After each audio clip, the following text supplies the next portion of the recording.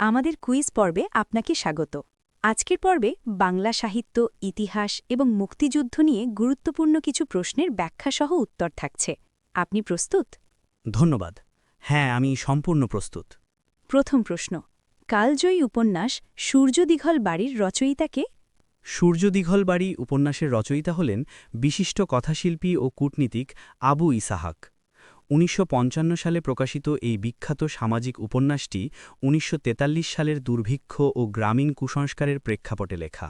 বাংলা সাহিত্যের ইতিহাস বিষয়ক প্রথম উল্লেখযোগ্য গ্রন্থটি কার রচনা?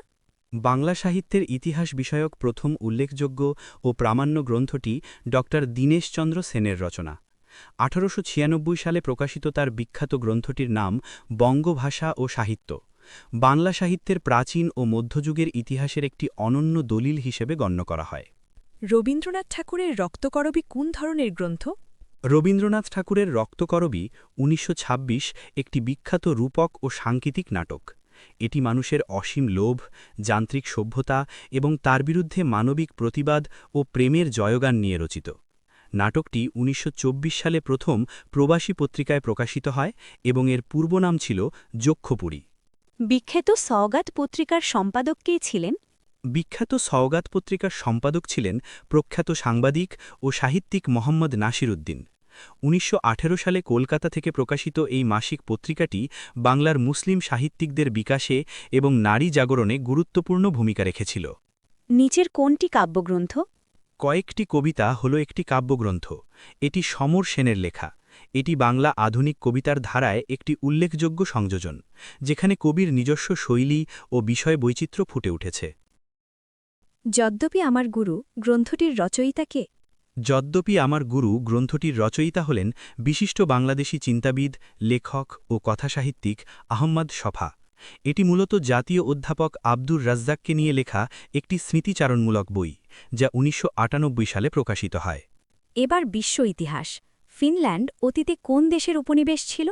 ফিনল্যান্ড দীর্ঘ সময় ধরে প্রায় ১১৫০ থেকে ১৮০৯ সাল পর্যন্ত সুইডেনের অধীনে ছিল, যা তৎকালীন সময়ের প্রায় ৭০০ বছরের শাসনামল। এরপর ১৮০৯ থেকে ১৯১৭ সাল পর্যন্ত এটি রাশিয়ান সাম্রাজ্যের একটি স্বায়ত্তশাসিত ব্র্যান্ড ডাচি হিসেবে শাসিত হয়, যার পরে ফিনল্যান্ড স্বাধীনতা লাভ করে। ঢাকা শহরের গোড়াপত্তন হয় কোন আমলে? ঢাকা শহরের গোড়াপত্তন প্রধানত মুঘল আমলে সপ্তদশ শতকের শুরুতে হয়েছিল। ১৬১০ সালে সুবাদার ইসলাম খান চিস্তি ঢাকাতে বাংলার রাজধানী স্থাপন করলে এটি পূর্ণাঙ্গ শহরে পরিণত হয়। বাংলাদেশের মুক্তিযুদ্ধে দুর্ধর্ষ গেরিলা দল ক্র্যাক প্লাটুন কোন সেক্টরের অধীন ছিল? বাংলাদেশের মুক্তিযুদ্ধে দুর্ধর্ষ গেরিলা দল ক্র্যাক প্লাটুন ২ নং সেক্টরের অধীন ছিল। এই বিশেষ কমান্ডো দলটি প্রধানত ঢাকা এবং এর আশেপাশে পাকিস্তানি বাহিনীর বিরুদ্ধে ঝটিকা আক্রমণ বা হিট অ্যান্ড রান চালাত, যা মূলত সেক্টর কমান্ডার খালেদ মোশাররফ ও ক্যাপ্টেন এটিএম হায়দারের তত্ত্বাবধানে মেলাঘর ক্যাম্প থেকে পরিচালিত হতো। বাংলা সাহিত্যের প্রথম পত্রকাব্য কোনটি? বাংলা সাহিত্যের প্রথম পত্রকাব্য হল মাইকেল মধুসূদন দত্ত রচিত বীরাঙ্গনা, ১৮৬২। এটি বাংলা সাহিত্যে প্রথম পত্রকাব্য হিসেবে পরিচিত এবং এতে পৌরাণিক নারী চরিত্রদের চিঠি আকারে বর্ণনা করা হয়েছে, যা আধুনিক ভাবধারার প্রতিফলন ঘটায়। প্রিয় শিক্ষার্থীদের জন্য একটি প্রশ্ন। যদ্যপি আমার গুরু গ্রন্থটির রচয়িতা কে? সঠিক উত্তর কমেন্টস করে মেধা যাচাই করুন। এমন অসংখ্য ভিডিও পেতে আমাদের ইউটিউব চ্যানেলটি ফলো করুন। ধন্যবাদ।